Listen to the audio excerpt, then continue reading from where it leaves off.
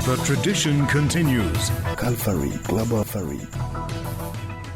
U.S. Special Envoy Steve Witkoff has announced the launch of Phase 2 of the Gaza Ceasefire peace plan proposed by President Donald Trump last October.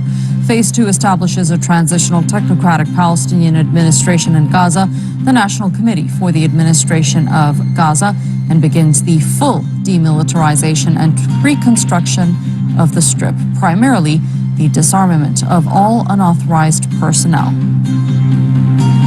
Mediators Turkey, Egypt, and Qatar have welcomed the formation of a Palestinian Technocratic Committee for Gaza.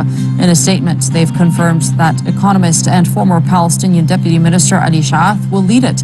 In an interview with the Palestinian radio station Al Basma, he outlined his vision for the reconstruction of the Strip.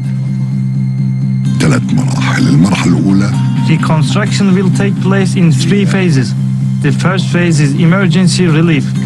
We provide early shelter and give people all the essentials of life with dignity.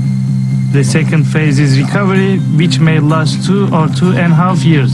The third phase is rebuilding and development, and the two go hand in hand. Donald Trump says he has been told on good authority that Iran will not execute protesters and that the security crackdown there is easing. Just 24 hours ago, the U.S. president urged Iranian demonstrators to keep going and said that help was on the way. A U.S.-based rights group says at least 2,500 people have been killed in 3 weeks of nationwide unrest. But many fear the death toll may be much higher. U.S. President Donald Trump has repeated his claim that the Americans need to take possession of Greenland in the interests of national security. It follows a visit to Washington by the foreign ministers of Greenland and Denmark, in which they tried to persuade the Trump administration to drop its threats to take the territory by force.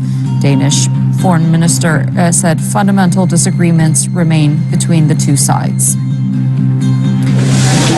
On Thursday, Ugandans will cast their votes in the country's 6th presidential elections since the turn of the century. Incumbent Yoweri Museveni has been in power for 38 years and he is seeking re-election for another 5-year term. Museveni faces 7 others, mainly Bobi Wine, who is heavily backed by the youth.